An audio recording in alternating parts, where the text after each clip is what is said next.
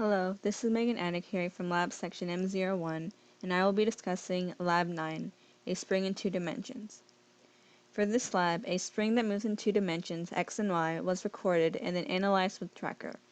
The motion of the spring was then modeled in VPython and then compared to the original, where it was seen in both that the spring oscillates in both directions.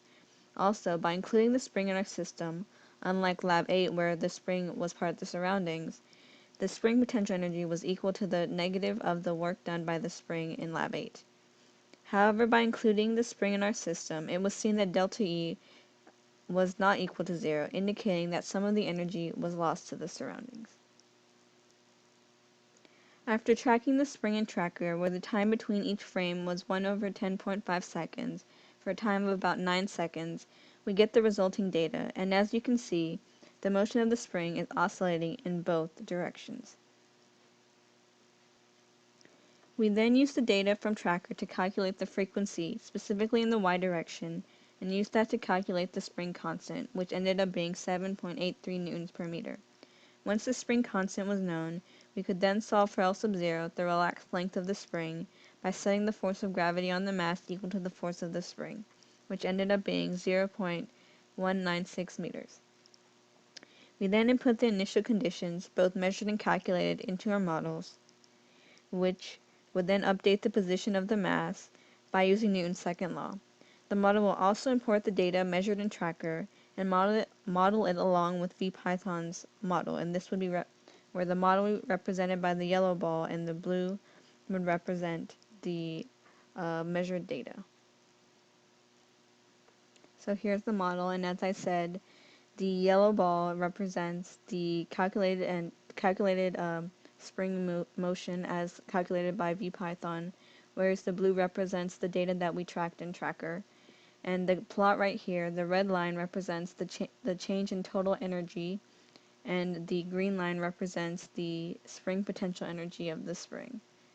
And as you can see, the blue ball is sort of lagging behind the model, and we can assume that this is a part of the loss of energy to the surroundings, which will be discussed later.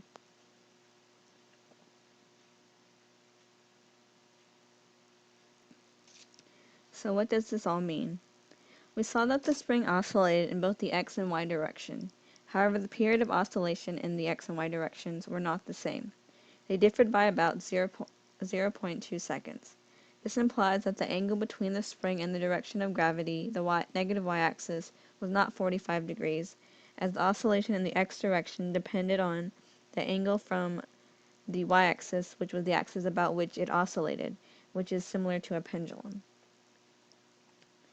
From the model, we calculated the change in energy of the entire system, which included the mass, spring, and earth, and the total energy was calculated by adding up the changes in kinetic energy and the changes in gravitational potential energy and the changes in spring potential energy, which were calculated by using those formulas.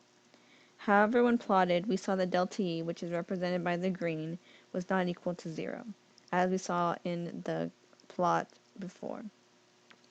This implies that energy must be transferred or lost to the surroundings, as energy must be conserved by the first law of thermodynamics.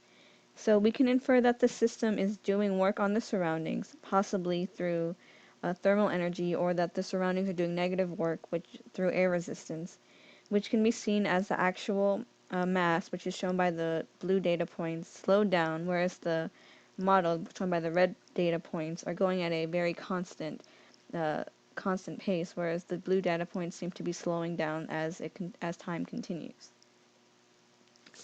And lastly, how would the data change if we change the position of the origin? By changing the position of the origin, the value of the gravitational potential energy would change, as the gravitational potential energy depends on the change in height, and since the value of delta y would be different, the value of the potential energy would be different. However, when discussing energy, the change in energy is often times more useful, and since our plots of energy were also in terms of change in energy, the plots did not change. This is because although the actual values would change, the change in the energy would not, resulting in the same delta E, delta KE, delta UG, and delta US. Thank you.